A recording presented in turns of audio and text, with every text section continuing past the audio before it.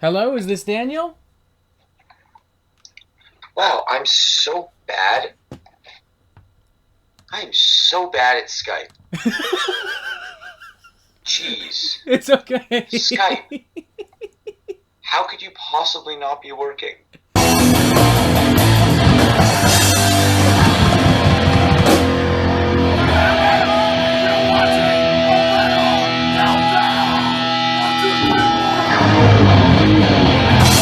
Hello? Hello. Dude, I am so bad at Skype. This is unbelievable. It's okay. It happens to the best of us. I'm just happy you responded.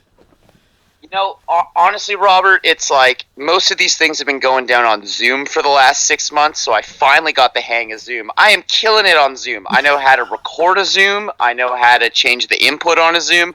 I know how to do a Zoom with 5 people. I got it under control. The Skype thing is going to take me a while. I'm sorry. I've just been used to doing interviews on Skype. I didn't even bother to think, oh shit, maybe someone else has other things. Yeah, well, I think a lot of people are using Zoom right now, but I think that's more for the video capabilities. Why don't let's put Skype through the ringer, and we're gonna see how it holds up for us. Mm-hmm. Yeah, I mean, for Right. me, I mean, I just prefer Skype in general because I'm autistic, so I have an issue with like looking people in the eye. So this is a great way to do the call then. Yes, for me at least. Like even as we speak, my eyes are darting around the room. I am like definition of like I can't focus on any one thing at a time. Dude, dude, I cannot look people in the eye to save my life. Honestly, it's a thing I've had my whole life. I stare at people's mouths when they talk because I can't look in their eyes. It freaks me out. Sounds like this is definitely the way to go then. Yeah. It really doesn't fare well for me on dates, but other than that, I've been okay. Dates and job interviews, not good. Oh, thank God I don't have many of those. Yeah, me neither. Well, I guess first things first. How are you, Daniel? Robert, I'm okay. I'm okay. I'm just here, sitting at my desk, not being not so great at technology. I had Zoom open this morning, and I Mm-hmm. was like, oh, I guess he'll just call me on Zoom. In my head, I was just like, you would just call, like, I guess from the email. I don't even know what I thought. So I was sitting there doing my work, and I had Zoom in the background. It's 11, 11:15, 11:30. I'm like, oh, that's weird. Maybe it wasn't today. So I checked the email, and it's like, oh, it's today. I'm like, oh, that's weird. And then I just see you're like, Skype. I'm like, oh, shit, Skype. Skype's not the same as Zoom. Oh, crap. And then I opened Skype, and of course I had it like first I had to remember my password. That was a whole thing. I had to reset it. It's like it goes to your email, you reset the password. I opened that shit up, and there you were. So here we are. I'm doing much better now that I found you. I was lost in the Ethernet, trying to find you, Robert. I was trying to find you. I am so happy that someone understands my pain with technology because this is how I feel regarding all social media and all technology. Just like, how do I do this? Where is everybody? Yeah, I'm not good at this stuff, but I'm learning because there's no choice but to learn, right? Exactly. I mean, we have to rely on technology nowadays. Like, I before COVID, I did a couple in-person interviews. The last one I did was with Sasha Dunable from Intronaut. But Oh, nice. now it's pre-COVID, so it's like, add me on Facebook, add me on Skype. That's where we'll do the interview. Yeah, literally. This is the way of the future, I suppose. Dude, Hmm. people forget interviews. People aren't even going to work anymore. People are having like huge corporations are having meetings where people are sitting at their desks in their houses Hmm. talking to each other on webcams. It's like, dude, you could be like making $1 million deal and not be wearing pants anymore and no one would Absolutely. know. I will even confess to having done a couple of meetings literally in my pajamas, and no one knows any better. What do you think I'm wearing right now? Are you kidding me? Yeah. Hey, it works. It's all good. That's part of why I also like only audio, because I'm just like, hey, I could literally be lying in bed eating pizza, and no one would be able to tell any different. Well, I hope that you are, because that sounds like an excellent thing to be doing. I think it is an excellent thing to be doing. In fact, for the sake of this conversation, I'm going to say that that's what I'm doing right now. Love it. Absolutely love it. You've embraced Twitch during quarantine. I've noticed you've been playing a lot of tunes, hanging out with fans. You've done a couple interviews on Twitch as well. What has that experience been like so far? You know, it's crazy, man. I hopped on Twitch. There were quite a few people I knew that were on Twitch. So Blaine from Banger, whom I work with, has been on there for years. So of course I was aware of it in that regard. But I never really knew it was for music until, or what you were capable of doing with music to it, until I saw guys like Matt Heafy really going at it. And I mean, that's right on the outer core. Once I got into it, of course, I found there were hundreds of other, if not thousands of other awesome musicians on the platform. And I was like, I got to keep my chops up. At the start of COVID, I wasn't even playing guitar. I'd pick up my guitar and I'd start playing, and it'd be like, well, why am I even playing? Kind of emotions I'd go through. Mm-hmm. It'd be like, my next, I went from having the busiest year of my life with touring, period. I was going to play over 100 shows this year. It was going to be the busiest, most international year I've ever had. And it went to, what did I get? I got to play 3 shows before lockdown. You know what I mean? Yeah. So there was not a lot of motivation to keep playing. And initially that's what it started as, was a motivation to keep playing.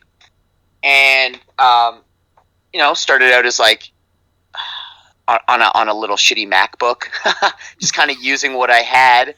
And I didn't really think much of it. I didn't take it very seriously. But then I started reading, and I read things like Matt Heafy's paying his rent on Twitch. Mm-hmm. And I read, I was reading about all the other stuff that goes along with Twitch, like really learning about the culture of it, and learning about the different revenue streams, and learning about, how fast it was growing. And I was like, okay, I need to be involved in this. So about 5 months ago, I got on the platform, and dude, it has been incredible. I'm playing guitar for 5, 6, 7 hours a shift.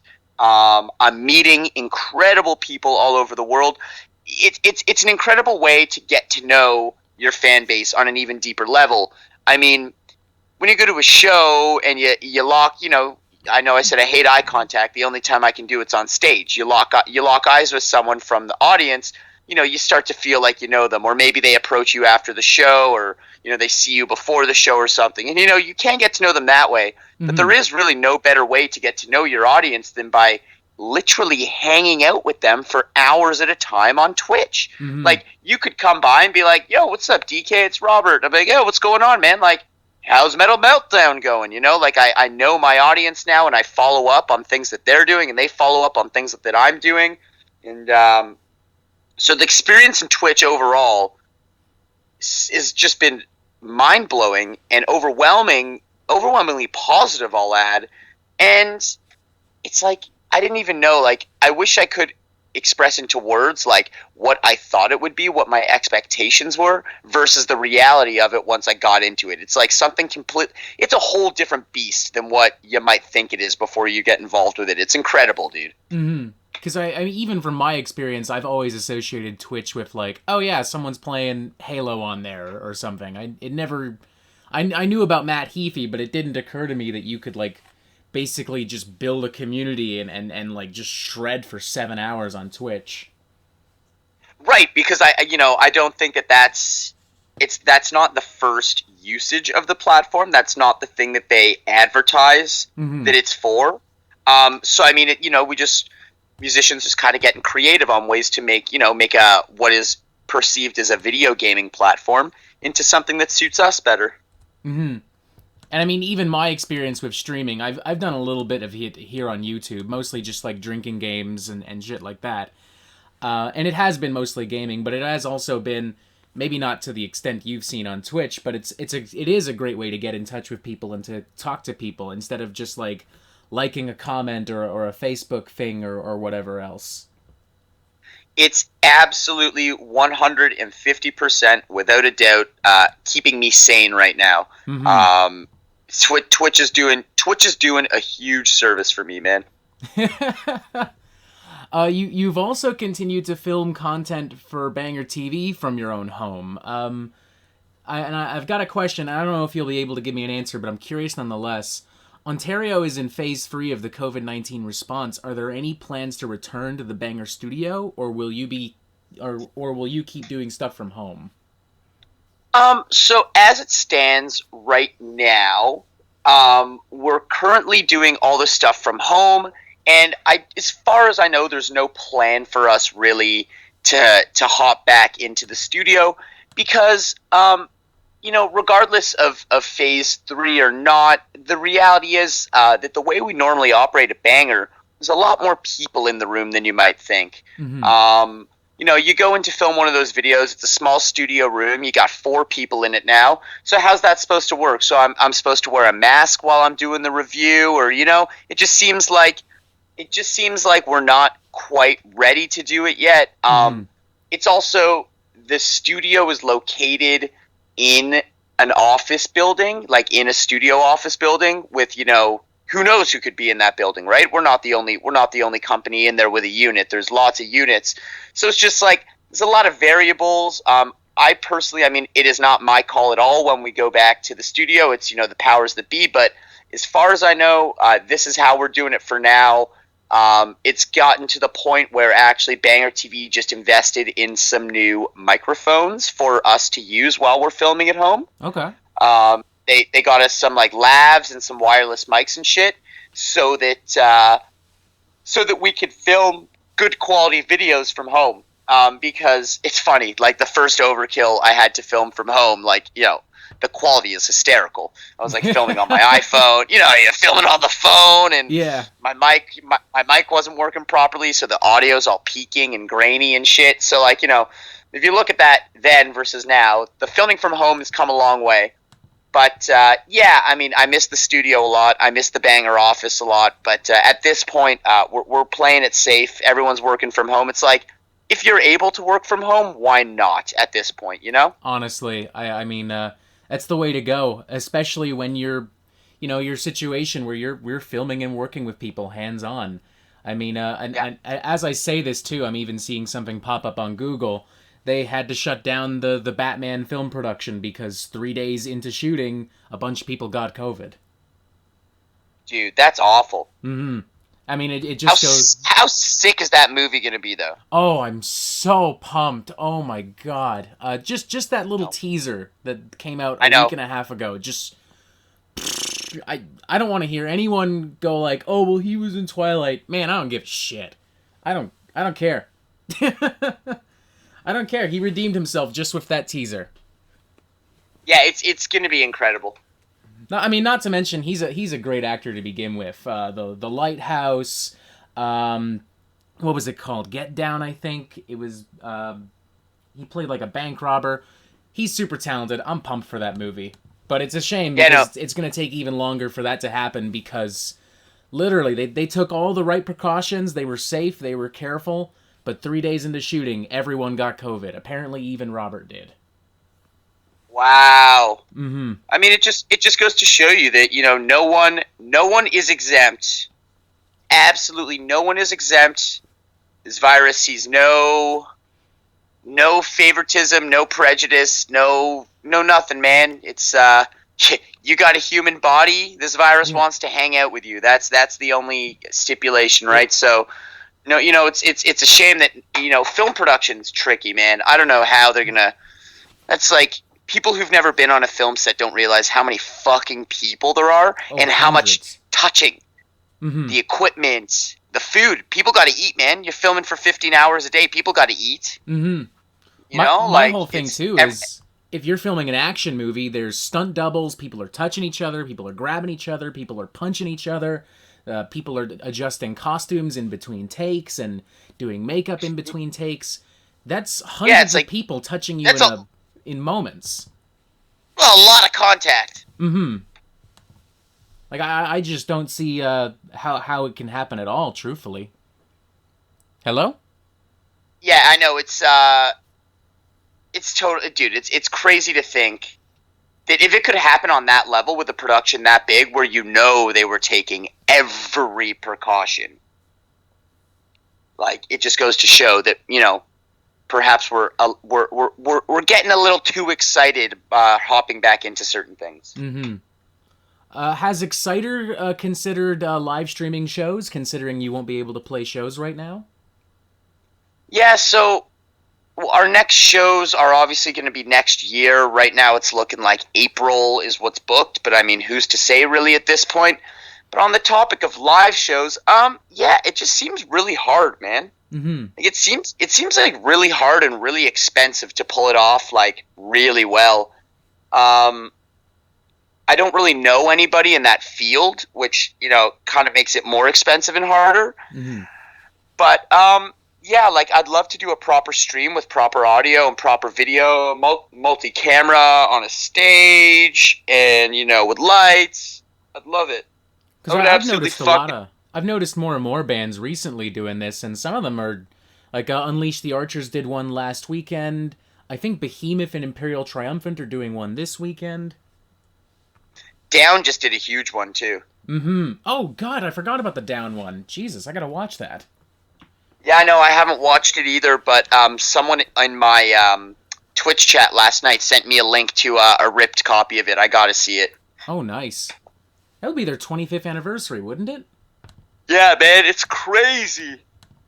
And that album, dude, that album is so fucking good. And it's also the reunion. It's Pepper, Kirk, Phil, and Jimmy Bauer. Oh, it's everybody. nice. It's everybody except for Rex from that album. So it's pretty much the classic Down lineup then. Yeah, exactly. I'm hella thankful I've seen that classic Down lineup with Rex. Which is awesome. I saw that with Rex. I think I only saw them with Rex once, though, to be honest. I think by the time the second and third times I saw them, they already had the new bass player whose name absolutely escapes me. But I think even the third time I saw them, they had a new guitar player as well. I think Kirk wasn't even there. Mm-hmm. So I've only seen that classic Down lineup once. But holy shit, man. That first album is absolutely untouchable. So good. Every song's a hit. Every song's a hit. Oh, it's one of the few records I can think of where it's near perfect. Like, every single song from start to finish is a banger. Yeah, absolutely. Last year, Exciter, opening for Iron Regan and Sacred Reich, played their first Toronto show since 1984. What was that like for you, not just as a member of the band, but as a longtime fan? Incredibly stressful. Because I can tell you as a fan in the audience, I was at that show. It was a hell of an amazing experience. It was so much fun. I appreciate that, but it was one hell of a stressful day. It was only my second ever Exciter show. Oh. I'd only played one show prior to that. We played just a couple weeks earlier. We played a one-off in Houston with Power Trip and Razor, and came home. And then the next time I saw the guys, they were in Toronto, and we were loading in for our second show with this lineup, and it was Sacred Reich and fucking Reagan, man. It was crazy, and like, those guys are all homies of ours. Exciter and Sacred Reich had toured in the past, so Dan and Al knew those dudes really well. So they introduced me to Phil and Wiley. Got to meet Dave for the first time. Got to meet Joey for the first time. Those guys are great. And the Iron Reagan dudes are long time friends of mine as well. Mm-hmm. So it was awesome to see Phil and Tony. Tony's such a rad dude too. Yeah, dude, Tony's great. We got a real fun photo that night of the two bands together. Tony was like, dude, he was so excited to have Exciter on it. Oh my god, he was so excited to have Exciter on the bill. His Instagram all day was like photos of Dan's kick drums with the Exciter logos, and like photos with the band and photos of us playing. It was like, he was really excited about it, which is cool, man. I love when people get excited. But that show was stressful, man, because, like, not only was I nervous, it was my second ever show. It was going to be the first time any of my friends saw me playing in this new big band. And I was like, fuck. And the show was packed. You were there. You saw it was packed. Mm-hmm. It's just fucking really stressful. I was very happy once our set was over and our gear was loaded out. It's funny that you mentioned how excited Tony was, because, and this is true, before the show, me and my girlfriend were across the street at the Bloor warehouse, and Tony was in the restaurant, and at one point I can hear him going, "Oh my God, we're about to play a show with Exciter!" Like, he was so pumped. He was talking about it in the restaurant. That's so cool. And I don't think anyone else there, like, I think I raised my glass and went, "Hell yeah!" Pachink. And I don't think anyone else was like, "Okay, cool, good for you, dude. Who are you?" Like, right. It was clear That's not fun, everyone man. there knew what was going on, but they were like, "All right, have fun, man." Dude, that is cool as fuck. Thank you for sharing that. I never knew that. Mm-hmm. Oh, I mean, I've got other stories with Tony. I've met him several times over the years. But that, hands down, was probably one of the coolest, just because I saw him basically acting like a fanboy. It was a really cool moment. Dude, he's one of the coolest dudes in the game. One of the Oh, yeah. hardest working. One of the best frontmen. Been doing it fucking since he was before legal drinking age. This guy was like born to be on stage, man. I admire the shit out of Tony Foresta. Oh yeah, he's such a badass dude. I remember first time I saw him was with Iron Regan. I think it was 2015, and they were opening for Napalm Death. And I had a bunch of records that I was like, "Dude, you're awesome. Can you sign these for me?" And he was like, "Hell yeah." And a couple of them were Napalm Death records, and I was like, "That's not an Iron Regan record." And he's like, "Oh shit, don't tell Shane." And in the distance, I can hear, "Don't tell me what." That's funny as fuck. And he just runs away because he's like, "Shit, I fucked up. Shane comes over like, "What happened?" And I'm like, "Nothing. He signed this." And he's like, "That little asshole needs to calm down." It was That's fucking priceless. Yeah, it was a great moment.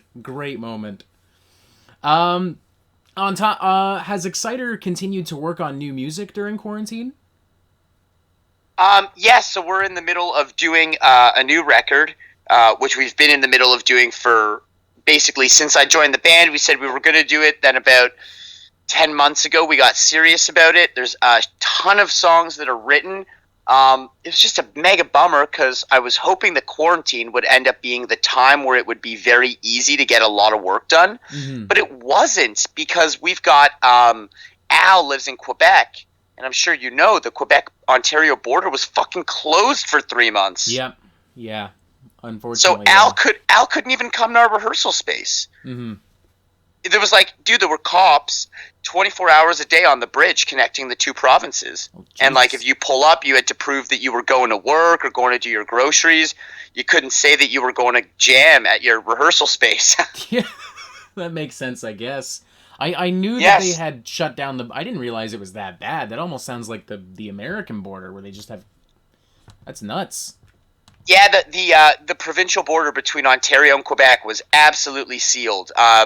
Quebec, at the start of COVID, Quebec's cases were quite high. And you know that Quebec government's looking for any excuse to keep the Ontarians out. You know that. Yeah, I can speak from a little experience there. Yeah, they don't like us when we don't parler français, you know? Mm-hmm. I remember years ago in Montreal, I don't even remember where I was. It might have been like some pizza joint or whatever.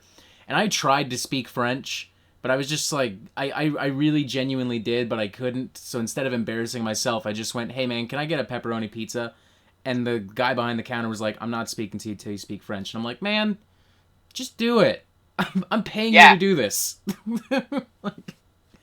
Yeah, what a dick. That's unreal. Like, honestly. And I wasn't even very old. Like, I was maybe like 12 years old. It was like a school trip. And I was just like, come on, man. Don't be a dick. I'm trying here. Yeah, that's fucked, man. That's like, I'm trying to think. In Montreal, I get that a little less because Montreal's become quite Anglophone over the years. Mm-hmm. In certain areas, of course. But when we play in smaller places like Saint Hyacinthe or in Quebec City or Trois-Rivières, if you're not speaking French, there is a high possibility that a bartender or a fan or someone at the gas station might write you off, you know? Damn, that's nuts. I mean, I on some level, I'm like, all right, I get it. You're a French province. You want to preserve the French heritage, but at the same time, it's like, man, this is still an English-speaking country. Chill. Yeah. I don't know. I don't want to get crazy, into, right? Yeah, honestly. That being said, I do look forward to going back to Montreal because I could use a good party once all this is over. Yeah, I was gonna say it is by far the party city in Canada. I absolutely love the times I have in Montreal. It's by far the most fun city in Canada. Toronto people can yell at me all they want. They are wrong. Montreal is way more fun than Toronto. Nah, you're right. I mean, I love Toronto. Don't get me wrong, but Oh, me too, baby. I love it here, but when I need to let loose and fucking go a little buck wild for 48 hours, you can bet your ass I'm in Montreal. that really is like the closest thing we have to Vegas, where it's just like, want a party? Go there. Just go there.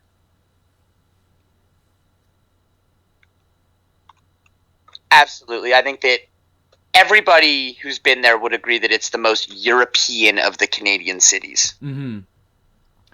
You're also still a member of hard rock band Diemonds. Any chance we'll see a new Diemonds album in the near future? Album? Probably not.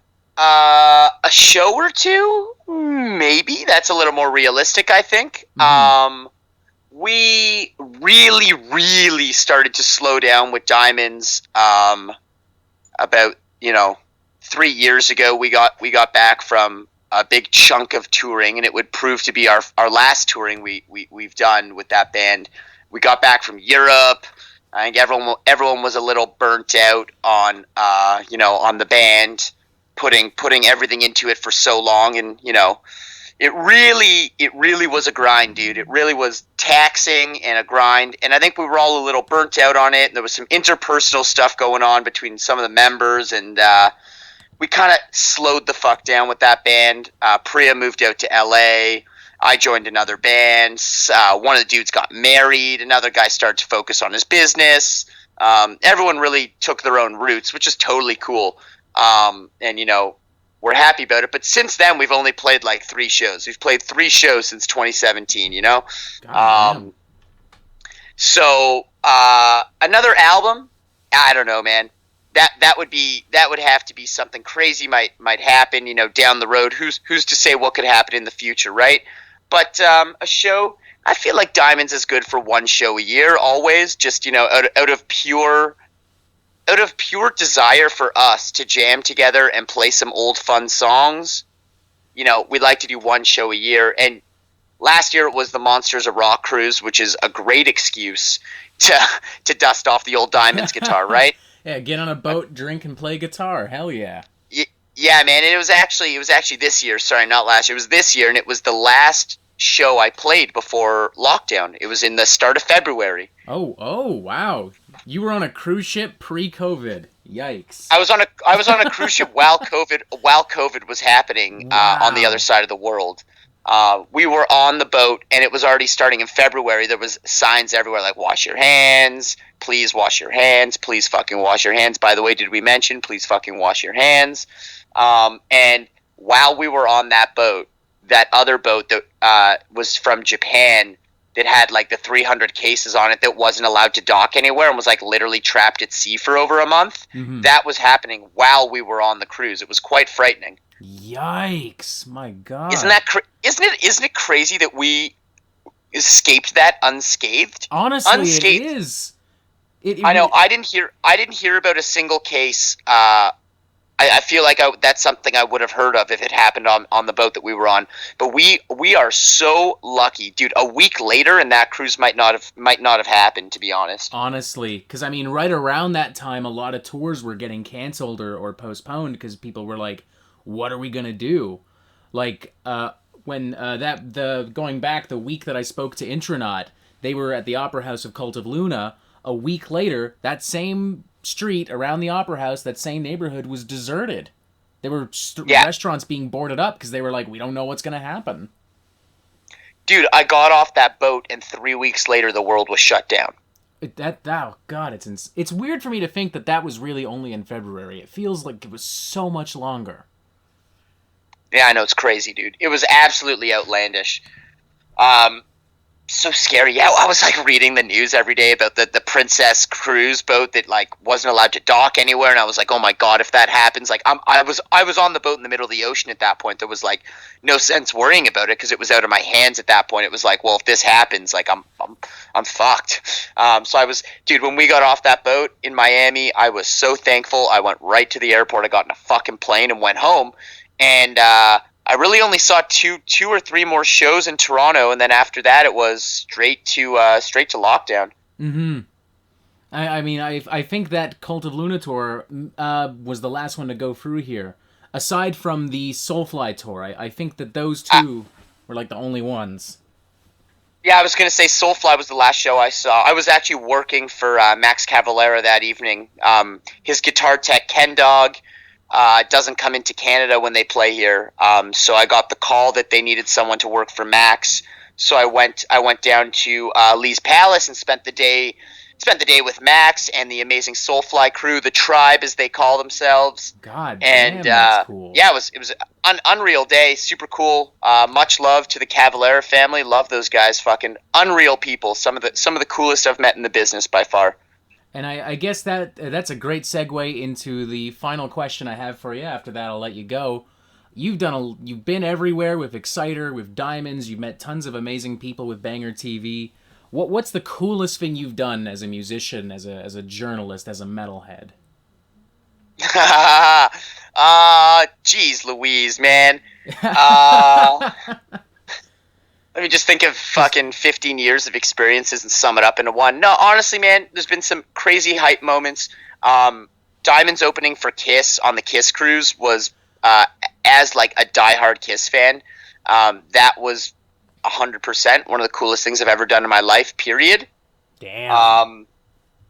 Playing with Power Trip as my first ever Exciter gig, that was a pretty goddamn hype moment as well. Mm-hmm. In Texas, nonetheless, my friend. In Texas, nonetheless. I'm looking back on that fondly right now, I imagine, as well. Yeah, unbelievable, man. It's I'm so thankful to have that memory as one of my many, many Power Trip memories from over the years. What else do I got? And then really, one of the coolest things as well was Banger. So I'll give you one from each. I gave you a Diamonds moment, an Exciter moment, and Banger gave me an incredible opportunity as well. They sent me on the 70,000 Tons of Metal to interview artists. So I sat in a fucking room interviewing all my favorite bands on the 70,000 Tons of Metal for 3 fucking days straight. It was unbelievable. Oh yeah, and I was on a metal cruise. It was sick. God damn. That's something I'm not even big on cruises in general, especially not now, but I would like to go on 70,000 tons one day. It looks like such a ball. Dude, it's insane. It is a nonstop party. The bands play till like 4 in the morning. You're up real late. It's the cruise where the music goes the latest. So you're up till like 4 in the morning, and then the bands start in the morning at 10 a.m. Oh my god. So it's like by 10 a.m. you already hear like the rumbling of a band. You know, while you're in your bed, you're like, well, fuck, I guess I'm awake now. Yeah, you're at the breakfast buffet and you can hear someone playing a show and you're like, God damn it, can I just have some eggs? Yeah. You're like, no, fuck that beer! Oh, that's fucking amazing, though.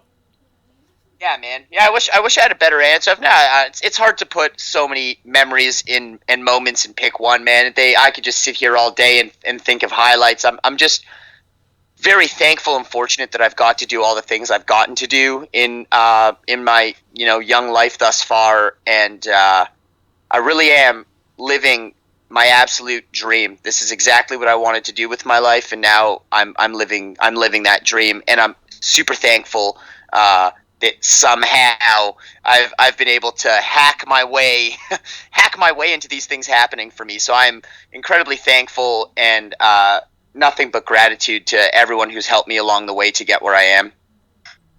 Awesome. No, that's incredible, man. Well, I actually have to get going. Thank you very much for your time. Thank you very much for speaking with me. Sorry about all the confusion and such at the beginning. No, Robert, it's cool. It's cool, man. It's my fault. I'm shit at technology, dude.